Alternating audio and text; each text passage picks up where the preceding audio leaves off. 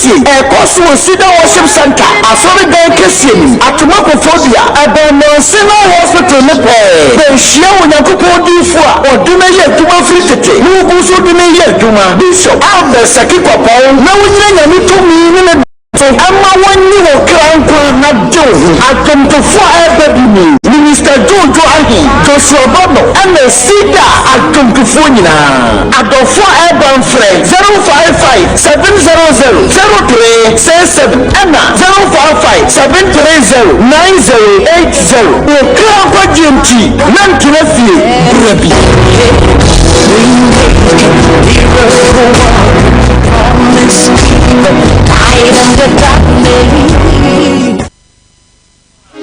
Hallelujah. Yada Awurade Nyankopon ase se ne dan so wode ye nkwa ache ye ne ebremu de baabi a wohwe ye free ne baabi a wote ye nka free bia ka me ho fo akoma di mpa ebo ye chi ne amfa dwumadi en hye Awurade nsa me na obọ mpa ye britie yada wase ye kan before ye chi before wo ye nkwa ewo wonsam na me o makasa sida enka odin ayeye enka odin wo ne awaye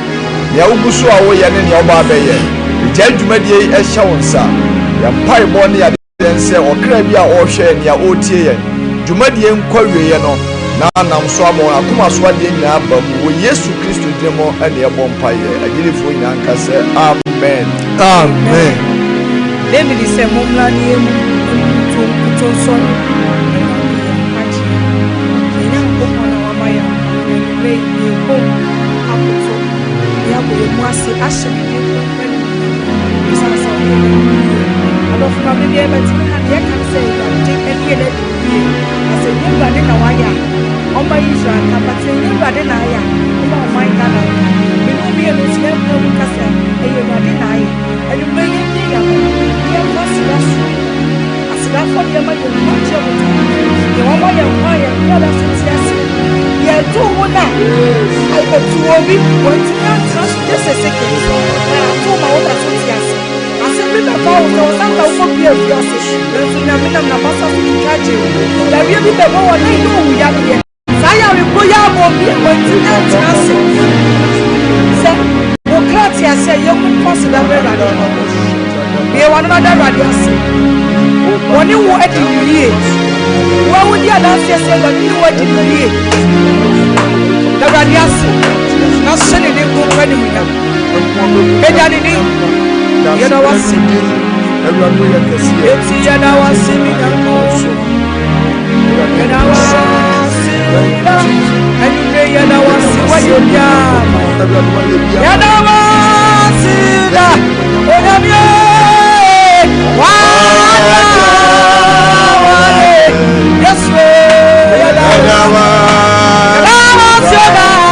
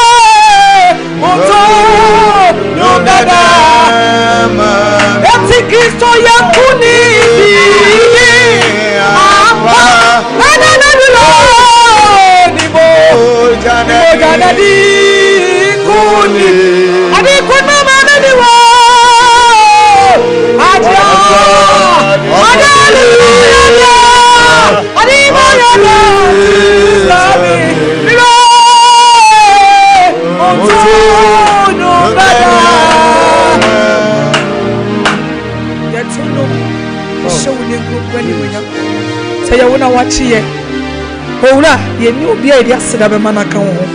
eya wo nkuto so mo di wo ye numre da sibreja ye da wase awontifo yinanka amen amen. Praise the Lord. Hallelujah. Let the trade upon Yankopon say Acts chapter 10 verse 38.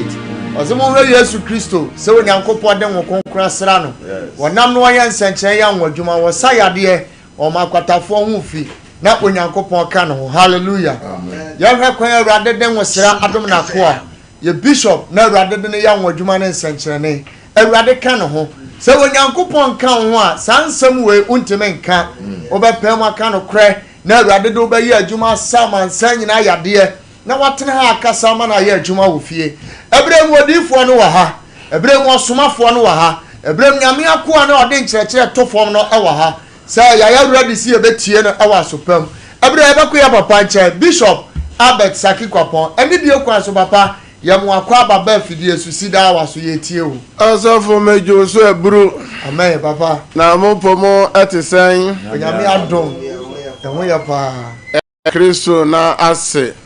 ma memfa akwenya nso na menchia Sompa TV ahwefo ne Sompa radio etiemfo nyina ne wona o hwe yen na otie yen ewo YouTube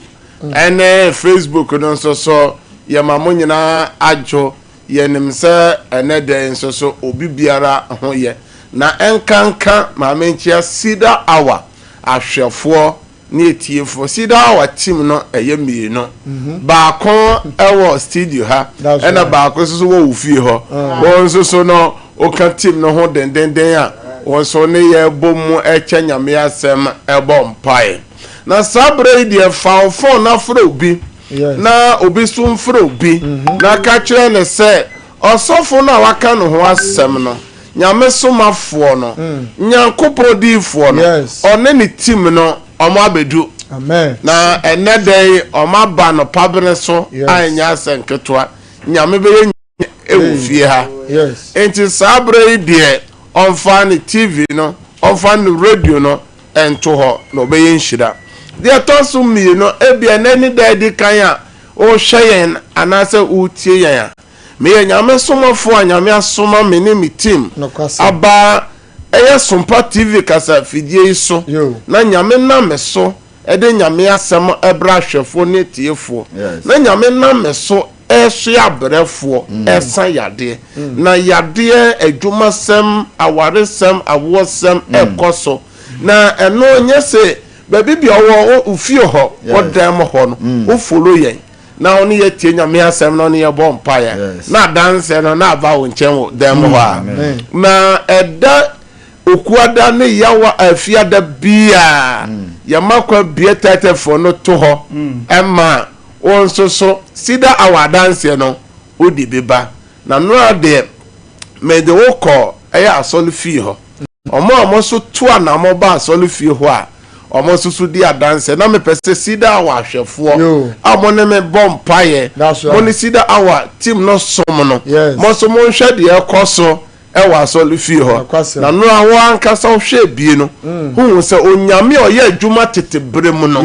sa nyakopon kro na oguso a yebre so oguso a oye na wanwa adwuma ene ne nsan kire ni Yesu ya adom a ochena enwumre ye ode ye kwa che na ye ba ye ba bie tatefo na tum na ye de Cedar hour so eye TV no so dance no aba ba bi ohwe ye firi bia obu oso so fra onyayen e ba sa ye lines e gu TV nanim lines miensa ni nyina ye WhatsApp ye wa dance no voice message na fatum ye ba ye be bo ama hwefo ni atiefo so atie bi sabre ide ye be ko eye Facebook no so ne YouTube no na wona ena mo ne ye som no komo mo akwa ba wo ho na Facebook no so aswaye de aswaye she sabre osofo Reverend Thomas Abanase obabo wona na wa mo akwa ba yenko Facebook no mra Bishop Nyankopon enhira wo pa Facebook no so aye sene ya o kan papa eni die mu ye wo Alsha Dauda a woni ye som Linda Owusu oso woni ye som free US Emmanuel J enso woso enhiraba ewoso Joanna Dress enso woso Lydia Akanwe ewoso Ayeyi Maryland ewoso Sheila Adepa ewoso Justina Echampon ewoso Patrick Osei Akoto enso so ohwefo US Ajiman Elvis ewoso Nana Akosu Aba Jan ewoso Michael Chenimo anase Patience Sempale osi UK Ohini Sika Jonathan enso woso Obaya Sapoma woso Dina Asare woso Portia Osei ewoso Mabna enso woso Pedro Medina enso ewoso ena Mustafa Kofi Fesa ena Nana Jesiwa Gloria Sisofe enso ewoso yankoso fu imanso nchen Sanso ana Paul Bafo ewoso Foku Steven enso ewoso Lydia Akanwe ewoso Ohene Sika enso woso Dana Sare ewoso Aisha Dauda ewoso Nana Jesiwa ewoso Sanso na Ochire Gladys ewoso Mr. Sam enso ewoso Inshiraba enso ewoso yanko Bolatono no mfa yanko YouTube no bokwe mo nyina agira so den ana bo sha sai so agira so den ye bo YouTube wa ena nwumre YouTube no so aye hye papa Hega Amoa ewo so ne yesom Nana Akoso Dwamera ewo so Inshiraba Miriam Menu ejina so Anthony Opoku ejina so Zinabu Amedu ewo so Nora Yadomboache Josephine Ofe ejina so Abena Eje ejina so Michael Apia Kubi ejina so Angelina Fokuyo ejina so ene Kwachi David ewo so a ene anwumre one yesom Cecilia Abena Ntoso nso abaso sesia omane yesom o YouTube no so ene anwumre bishop. Yes. Sabre dia mo like Sompa page no. Mo Facebook no so nyina mo like page no. Yes. Na mo share link no. My God. Amfa ma ahwefo amanfo so hwebi na almost untie bi na mo fa mo comments enye dan emra enani de di kan a o hwe ya fa wonsuo esi TV no so saa so no wo documents bia na fa documents no so ya dan eto TV nani ma na se radio na otie no so na nyame asemo ba mpai bo koso no na wo so no na wo fa dance wo na sabre die mame no wonko eye bosome mpai bo kese no me se bosome mpai bo kese no akanefu amako aduasan and 34 days na afini nyina ya den akọ na wiye na kamempai bo ne se sa 34 days ya kai ebeye inshira na amaw ebeye nkunumdie na amaw ebeye wadanse na amawo na mpanyimfo bube said the last days are dangerous na che say bo no kran ba be bo ama ebe kwa wie ya na mo ya dan mo ye den no hallelujah amen eno nti bosome ye program no abehia so afinu kwa wie ye Ghana so ye nyina ndim sa afi no kwa wie ya na oja hwirehwire ni amane ne mo accident obo okra afi be kwa wie bia na wadwuma seye e na osika asem nyina ye basa esofo basa na waye dipa bo fo on se no nyina numu ba hwe ya ontimi nko nkrom nkra ontimi nya de ontimi nko nkrom na waka enti sabre die eye bra yesugu nyame so na nyame boa ye na ye wie afi no jaben yukunim die na opa baby akobo mpaye opa baby akodi mpaye ene na me kan fam say ochina God of possibility prayer festival no anobaye she enti amafa sha se efimia abena sasa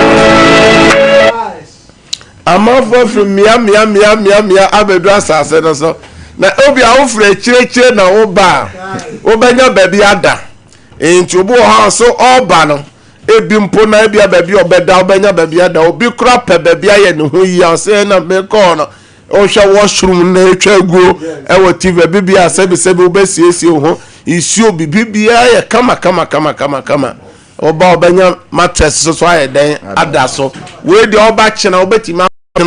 na oyo program na wada ade che memene da ya po program na otilo na che say o ko ba bibi o free ba ya asojo o ko no o di nshida kese na eye den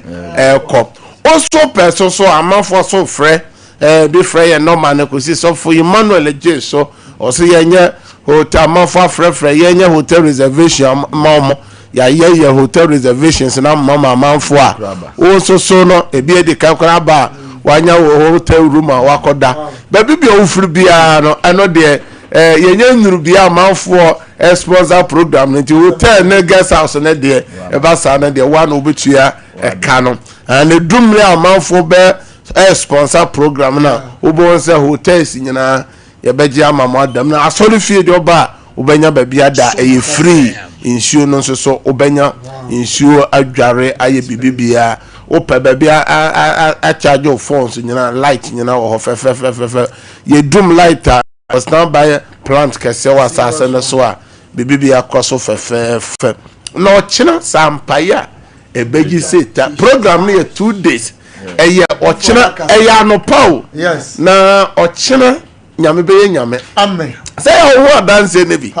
o mo se me ba Dinfo no nche bishop nche no ena o kire me de menya o ma me akwanche kakra bi o kire menya bre abompaye amanipa kuo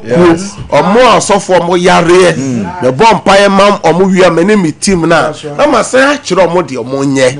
na masan afro mo omo pep yefura wo ba ye bompaye mo wo ye de yensa begu wo so sene kire sem na se ye wie so so ya kire nipa no de okwa onkoye difo de besifo de to so no osofo akwantu sem no hwe adanse ne bi me say aboa pesese edidie kwan enwa ena kwasi buruni say distance is not a barrier baby bia owo biara obetima Africa eden abba no ane say wo ba ye na mes na egu TV na se no ofre ye be kire no waba obabi soso oya ju nsem afa no bra yes obabi ya ju nsem akrokro na fa bra na nyankopon a oje wona eyira wona o se no nyankopon be je no obi a bibi so hye wo so aya ho pese ugya wontimi nya bra na me no ba bompa me kire o de okwa koye na odo wa dance beba na asherade din kronkron na eden enimonyam obi bi wa kwantwom ne nkrata sama be girama no enti mo amu chie yen ewo Europe Asia America no suma o maame no o papa no o nua ba no oba no se o megirama na se na amafo se di adanse ni si edi atwa ewo TV no so no won so di aso be di atwa guo no wo so ama ahye Ewrade din kronkron no enimonyam sa bredi maame fasa akonya so na eye azuka bema obo father de fa obo adwuma one na pa for no America man na say de minim ba bibia onya ne photo ne nnuoma na hye jese ni jese no ne bet bi ne de be gidi say the Trump na this bet no bra na say de obo sa bet ne bi aye ache na obo adwuma ne paye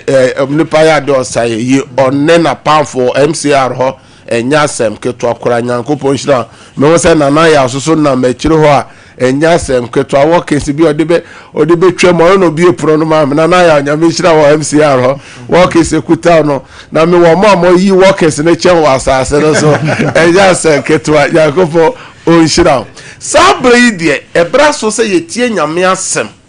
na ye gira so mpae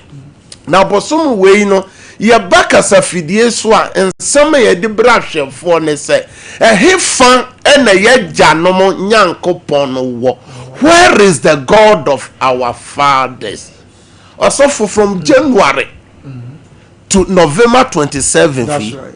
Also for nyoma atutu nipa ne se ne ebie su ebie dia benne ebie twa adwo afi we no aso safo nyina kwa asori o so for muti asori dem enye kwesi ada asori a memre da asori enye memre da asori a osofo okutanubuta o masalachi a oyesala na nyame na yefre na nopa awia ne anwumre no sa nyame no wafahe eno ne nsemfo a ye de brahwefo enti bi kura se kura de wo na ba mabu wadi nyame achi a ofre nyankopon eya di no hwambo nyankopon eni wo hwambo nyankopon kan Habakkuk se twentwe ne nanse Cedar kapa de enkamo na ebi a che na be ye den ebeche na o ka twerɛsɛm no so a onyankopon se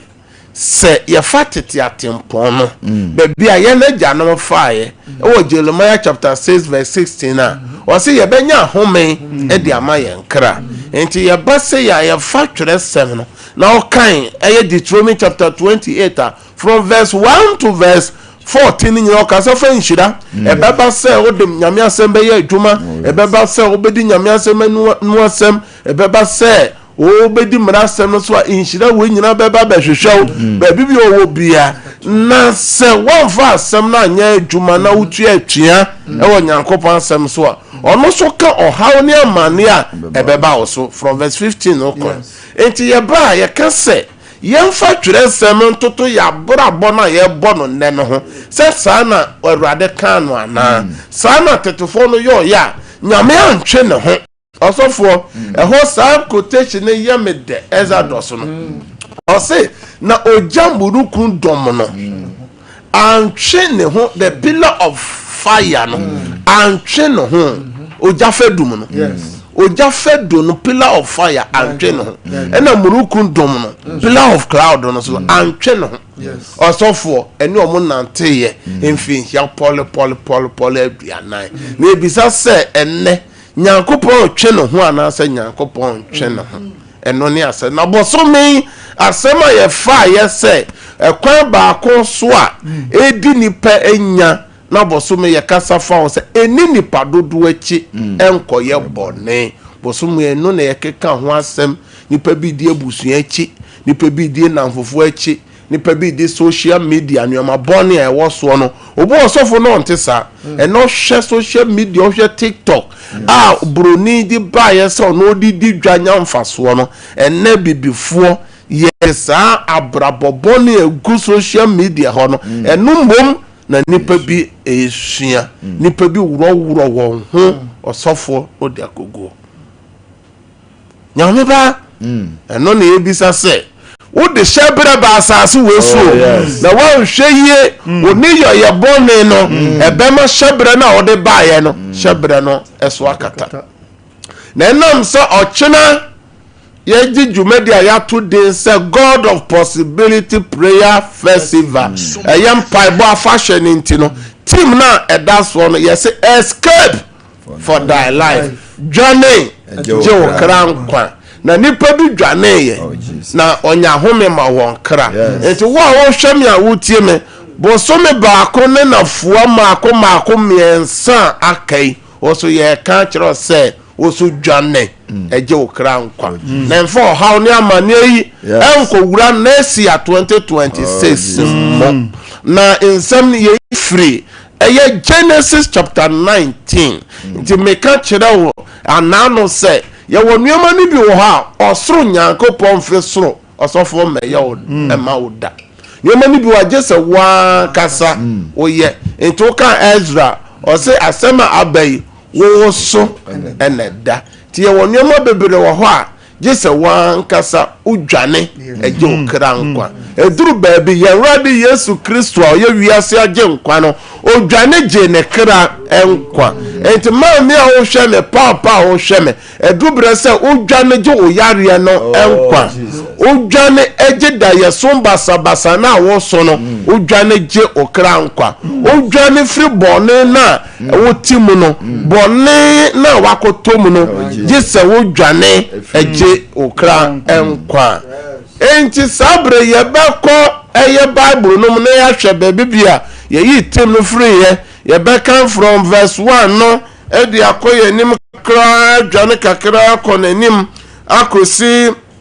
verse 17 verse 1 to 17 the sɔfo Emmanuel J ɛbɛkenkan Genesis chapter 91 to 17 and contentem ahwɛfo ntie na abɔfoɔ baanu no duru Sodom anwummerɛ no na Lot te Sodom kuropon ano na Lot hunu wɔn no ɔsɔre kɔhyia wɔn na ɔdanim bitiu fam ka sɛ me wura no mesrɛ mo moma ne mra mo akɔ afie meso anadwo yi na mo horo mo nan ase na no patututu mo asɔre akɔmo kwan na wɔse daabi yɛbɛda bɔnten so na wɔsrɛ wɔn dendenden na ɔmane ne nkyɛn ɛbaa ne fie na ɔto wɔn ponum na ɔto apiti ɛma odi na onya nkɔdae no Sodom kurom hɔfoɔ betwa dan no ho hyia efiri mɔfra so kosi mpanifoɔ so ɔmamu no nyinaa na ofre Lord ka che no se emerima oba won cha anadwe no wo hen yi won bla yen na ye ne won ena na Lord free call won chem eprona no na oto eprono mu e wo nachi na waka se nuano mesre wo monya bone sa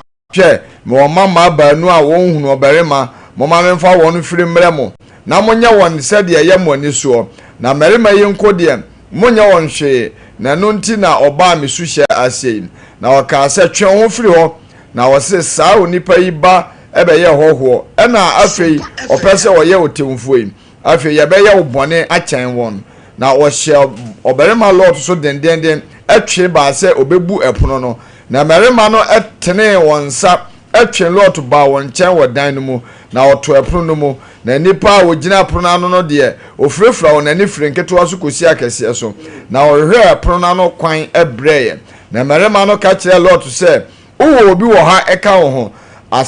asew ana merema ene amama ana bibibiara wo okro yi mu yi won firi ha na yebesei ha efrise won so ntiamo so awurade anim na awurade asoma yese yemesei ha na lord fred ni ne nse no a worebe wale ne mama no ekokasa ase mo so le mfiri ha na awurade besei kro yi na nso wo ye ne nso no wani so se obi edi fel na de ya ache no abofo no piepia lord se sole fa wo ile ne wo mama baanu a wo ha no ko anya sa obesei wo man ya so twemu na otwentwen na ase no merema no soso no ene ne yire ne mama baanu no nsa na wode ne fredi gya no kro no achi efrise awurade hunu no mobo na wode won fredi no oka se dwane gye won kra nkwa enhwe wachi na enso nyina kan mu baabi ala beposo na dwane kro anya sa obesewo amen. For verse 26 na ka ho chichemu aye aduenu ensia no na ne yire hwe na chi na odane nchinesie. Hallelujah. Amen. Osofo ose ebere abofo no ka kire won se wonya den wonya ni firi kronum na nya sa obese na so wo abusua bi wo krom ha owo nsenum bi wo krom ha oyi na firi krom ha na nya sa obese won ose eye won se odi wo ho fel ene nsema ye kano ene anwumre obi ti fie obi hweyen eye nani so se osofo eye fewdie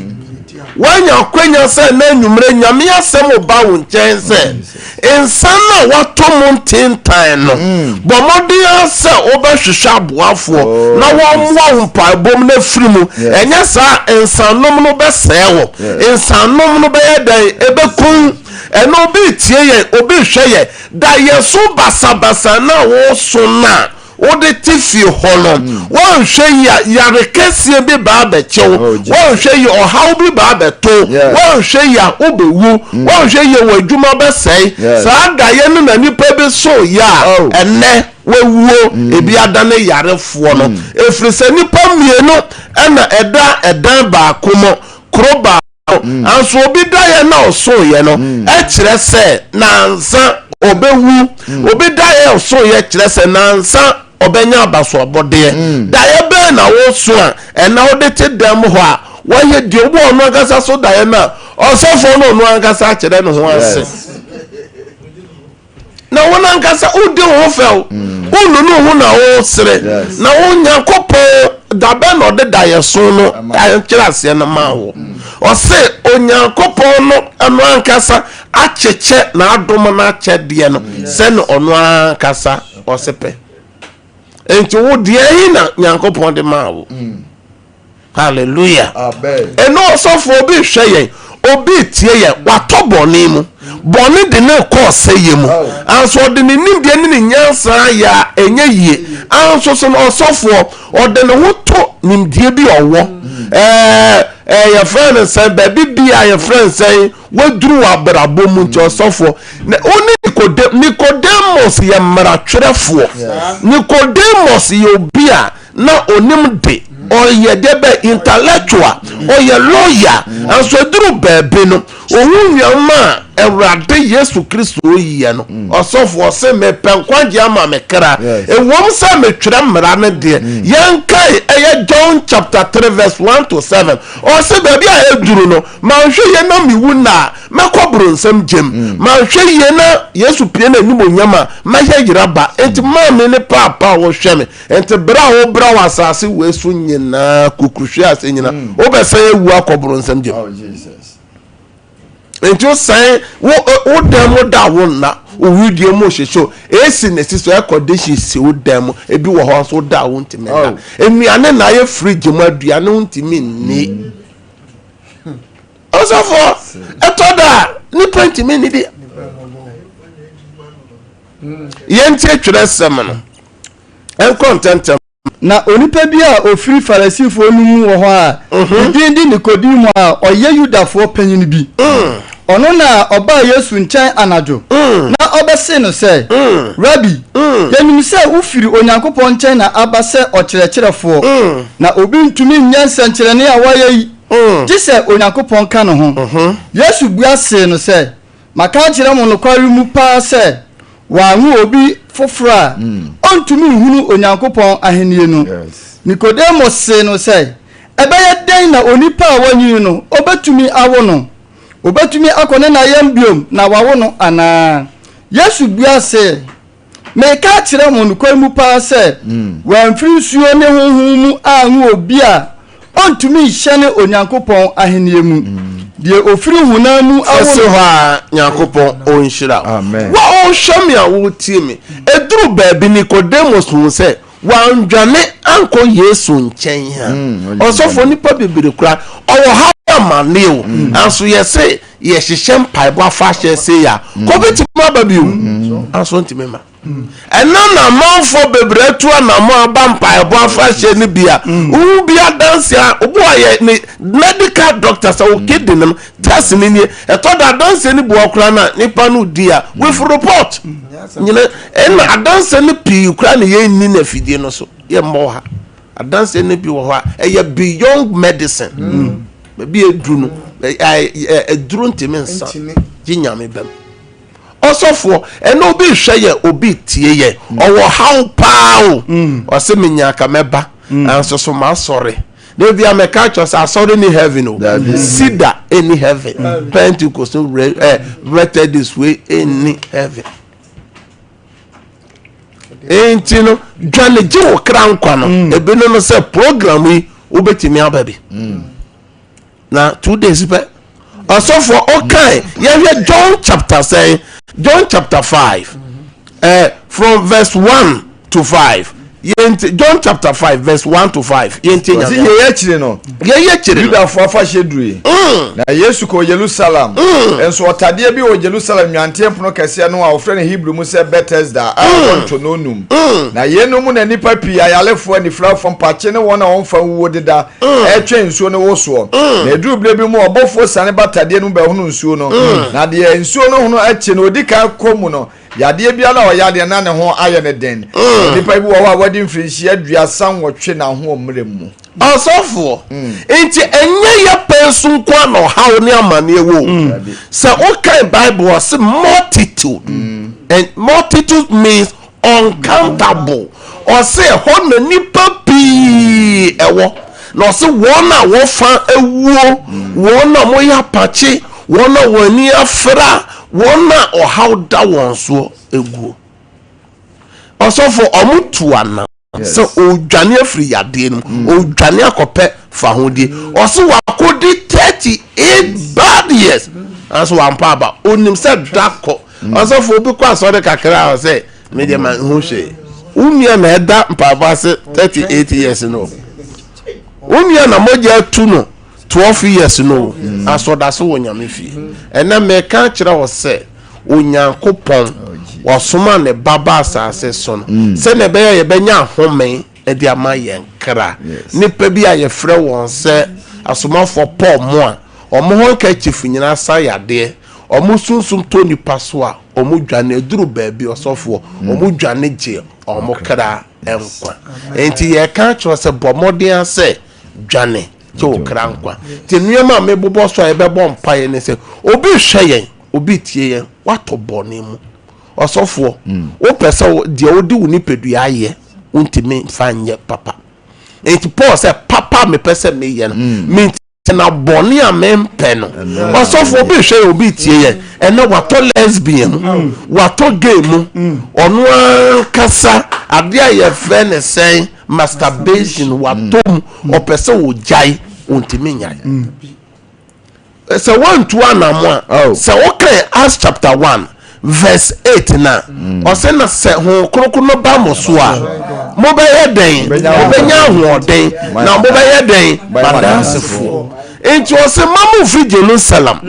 mo ntwen Onyankopon ma hye ye na bo hye na mo te free manumu enti obu wo a Jesus oba nyankopon fie na nyame honhom ne nyame wo seda no asane abawo so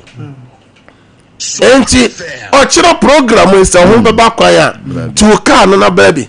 enti na ye bo mpa to do behu obo ogira ho asofo no wate ato obo se obo nyame honhom no bawo so onyame ehye ne maden nyame sane obone ono de ben apo asofo me baba akon se o US de bi o so o say baby bi o bia o papa chia o sofo no ye kirechire ni obenya problem when the throat they say throat cancer no ntime kasa ne eno na man be kasafo no ne voice ye kete ntime kasa oba soro ye ya paibosia na me kasa nyame de ne sa ka o kirechire ni bi o so wa hu hwe de onu hu ye se wati atofom osofo mama ne nchen yo ma mfa sanka no ye po asoro ko fie kwanso o hia nkura bi bobo o kasa omo ho no na ne voice ni nyina aba okotwa scan okoye laboratory test ya de ni nyina atuafu minimum enti to da nyankopon na de ne sakan no rade na kasa sawo ya de enti wo a wote boni bi mu so boni akekere wo no sa wo tena fie afi kwa wiye nti utra boni mu asa ndi akwa afi fufurum utra musum na wuwu a obekọ he obi hwe na obi timi yare ekun maame de ekun wo papa de ekun wo sister unya no sa yade ni bi na aba wo so no men trafi dwane je okran kwa dwane wura nyame fi na nyame gusu a o sanyare obo hokra na TV so yeso on so ntra ne dam ho na unyane every ayakwadwo honhom na onfa ne twere duane ne twere kronkron no nhwem no ni ye mompaye wo TV yi so na obenya na yare sa no oda ho osofo bo hwe kakra o se o mani kum o ontimi nyane enye okra nkwa ontimi nyane free yade mu ena obi so da ye basabasa obi manyina sam ho osofo obi manyina ware esei obi madwuma nyina se wawu mamu nwotwe enso ensia omadwuma nkoyie enti wane mere se obegina ono wo nkura no bas so obegina ma nkura no tetefonu gina yo tibo aye bona dance ye wo ha papa no mu bi gina maame no bi gina wa solo fie di ama wo o chena be yam pa bakasi o papa no kuta ne ma foto ena odesa papa bo ode che papa se so mame osofo so mu be mienu miensa osofo baba bo se nkomi edan ne ma no so na rade ye firo enne me bo kokose afe no kwawie na 34 days ya kai ye nim de ehuomo nti bomode ase ochena efiada na ye wura homedem memeda kwa hwefo nyina hyasese homeda no bedi no kronkron na wotimi asoma urade yie one wo ma eye ochena fie da so ye nua no muslimifo obi wo ho obuta no sese kura no baby eda no nim baby eda ehu nyina eda ye tentan ko fabuta no na hohoro ho na fra wunyankopon na kono koye djuma na ko sheni Muhammad ebetie umpaibo isha Allah na baby owo bia me tumfo kamofo nyina me tumfo sa afi no kowie ya aka 34 days Christopher nyina choboi baby bi edru nyina nyame man sori Christopher sori na yenya nenje ye krankwa da ya boni ayeso so ni nyama boni e wabusu no say yenka say never again yembie ya no nkasa ze ensibium yenkasa de si na no no ye si bronya brela si afibia be kwa wie ya esi wabusue no no ti o se entimi sibium entimi sibium hallelujah amen ya misha na onye okese o Yesu demo amen enwumre ye bompa ye kese mie no pe ye peja ye 34 days remaining 34 days aberade enim o ka se ne forma akoma bi asan na ya akai o ma wa juma wa difre ofiba ka wo de nam baby bia wo de nam obonefo no hyehyeye afi bia bekwa wiye a na wo ba nyare a ukuru be yare ana oye be yare ana wo ankasa be yare na aspiti ho ayema no so for you say ye himoja never again this November December kasa urade Yesu wa semo say ye jitumu a ebe ye juma na ya mpreso a enye juma o remaining 34 days and the body biara wo menyi ntunu ewa akwantu mu ho ewo mikro mu ho ejuma mu ho misika sem ho na da ye somo menyi ntunu me break out anajuya wo Yesu demo bie wa no na bo fire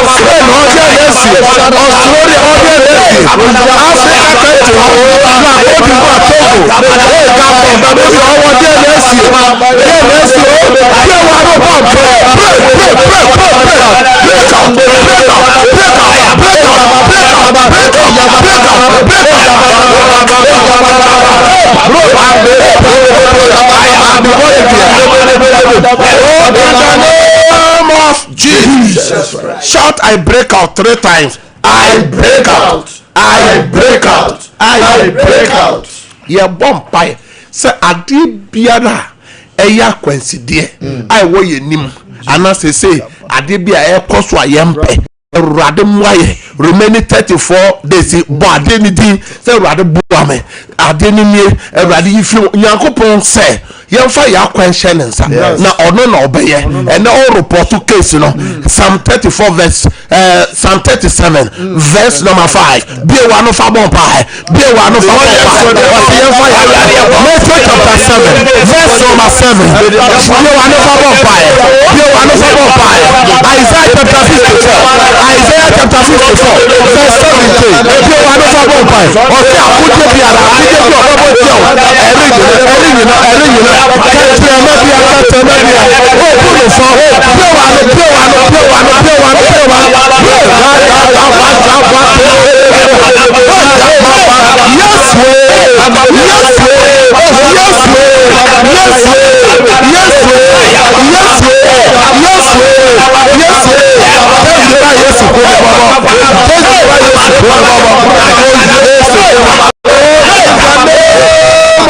Jesus. Shout, I break out 3 times. I break out. I break out. I break out. More Facebook, no so more type of I break out. Say 3 times. The last prayer also for remaining 34 days in Yamebeti Makayo. Yes. Enya na Batinius. The friend, you know. Yes. Or tell me say David back with me, Bobo. humemabo nyam yesu yede ohunemabo anase wa hunemabo enne nyam humabo many 34 days usika semno wa yare sano o mano ukunu no o yire no wa wo sere wa juma semno ekano osuno abededie no awre ho no se me say erade humemabo se ya de wa no bompai ohu mamabo ohu kumobo ofi o de wa no bompai ofi o bompai ofi o bompai ofi o bompai ofi o dari bi owo bi a wo hwe ya wo je ya kra na ne bote ho yina eso eje enko ko bia de wa no bompai asan se eje dari bi owo hwe ya bia o bo ase ko bo hi ma ko de wa no bompai ene ne bote ni no bompai bompai ba wo hwe ya mu tie e wo serve wo so eje o de wa no bompai ta kura demo bi o papa bompai wo ho ra de ka wo mobo sunya na enkrata petima ele le pote mo nya aha fo bi wa no bompai eye mem boso petima dala kanta le pote mo nya bi wa no bompai esre kamele le pote mo nya bi la no pote mo nya bi wa no bompai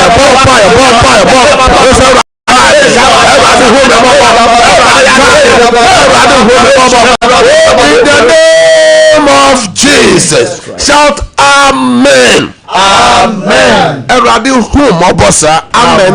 Enyo. Also for your bonfire, asa wo wa so da your boni bi. Ehunahuna odran o se da your boni bi am twam me ma 2 minutes na fa ofi o so share radensa wo yeso dem so da ye bi boni bi a wa so bia sha da ye no wani bia sai da ye no sha da ye boni no yeso dem o fi o share yeso in the name of Jesus. Peja wonsio na me bonfire na peja o documents bia